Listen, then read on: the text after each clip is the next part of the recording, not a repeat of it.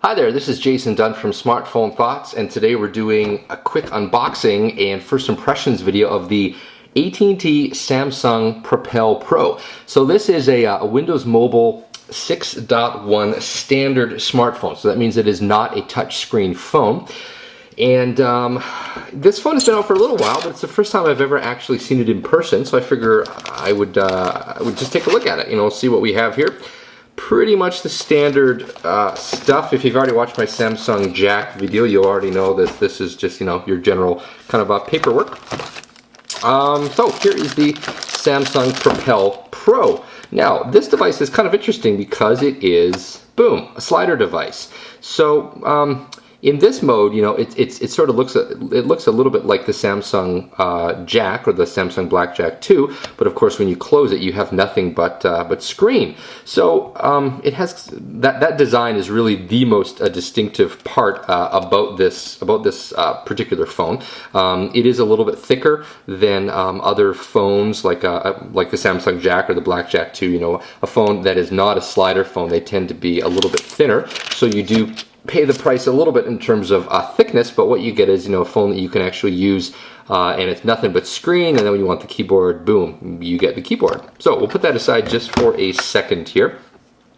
The battery is a 1440 milliamp battery. Estimated talk time is 6.5 hours. Standby time is 288 hours. So the back here should just pop off. Of course, I've never done this before on this phone, and so I'm not 100% sure. You should always read your manual before you try to crack this stuff open here. Oh, I see. Wow, interesting. There is a little lever, a little button actually. You press on the top, and that allows you to open it up. So yeah, always a good idea to read the manual. Of course, I don't read manuals. I just figure it out as I go. Actually, before I put this battery in, I should just check something out here. Yeah, so here is the SIM card slot, and it looks like the micro SD card slot is right here. So this is interesting. It's a little bit different than other phones. A lot of phones, they have the micro SD card slot under the battery.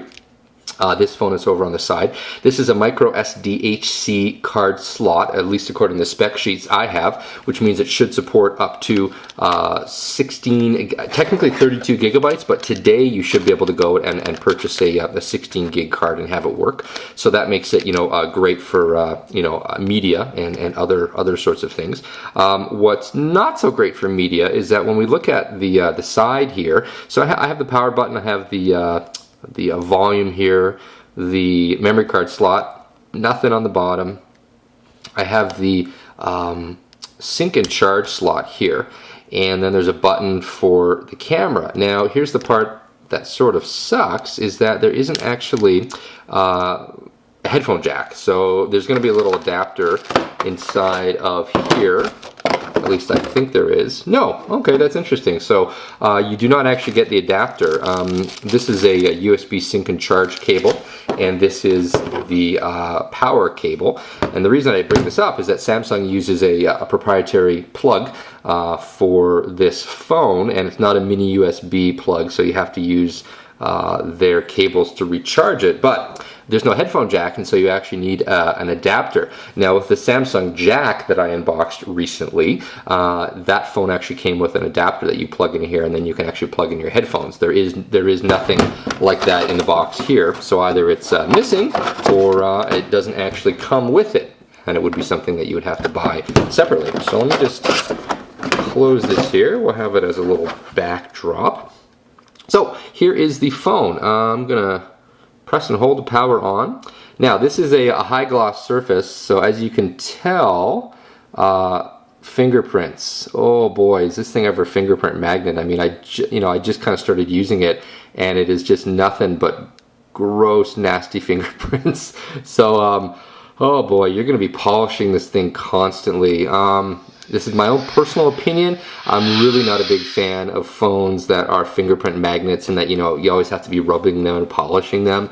So that's not all that cool as far as I'm concerned. But, yeah, so the phone booted up really quite quickly. And the reason it booted up quite quickly is that it has a fast CPU.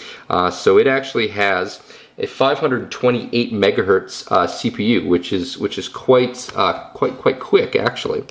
And other specs for the unit, it is 4.83 ounces, which is 137 grams. So it does actually have a little bit of heft to it. The jack that I just looked at recently was actually only 3.6 ounces. So it was actually a lot lighter. So 3.6 ounces versus 4.83. So this does have a little bit of heft, but that's not a bad thing. I mean, I don't actually mind it if my phone has a little bit of weight to it. It is 0.68 inches thick or thin, depending on your opinion. It is 2.4 inches wide and 3.91 inches tall.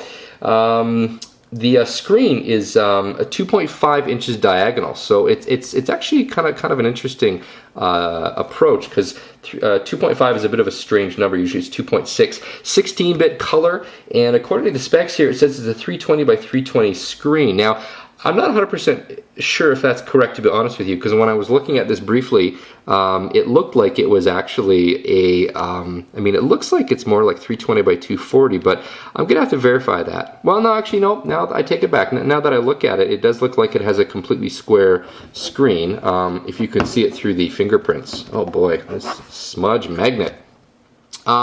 Yeah, so other specs on the unit, it has 96 megabytes of RAM, so that's what you use to run the programs.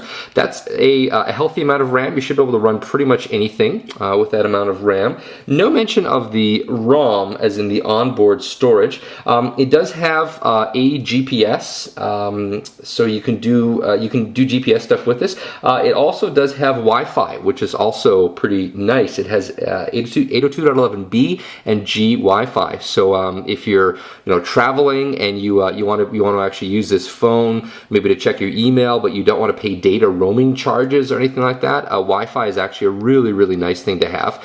It also has this this D-pad here. I'm going to just zoom in a little bit so we can kind of check this out on a little bit more detail. So it has this D-pad, your pretty standard Windows Mobile buttons. It has the keyboard, which is pretty standard. You have, the button for email here, and everything else is pretty much standard. It's Windows Mobile 6.1, as I mentioned.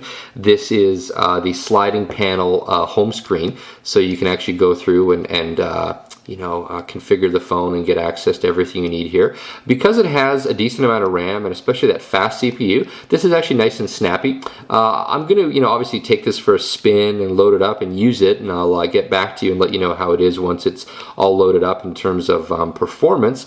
But it does have, like we're flipping through some photos here, and the performance on that is pretty good. It's also a little bit wider than a lot of phones.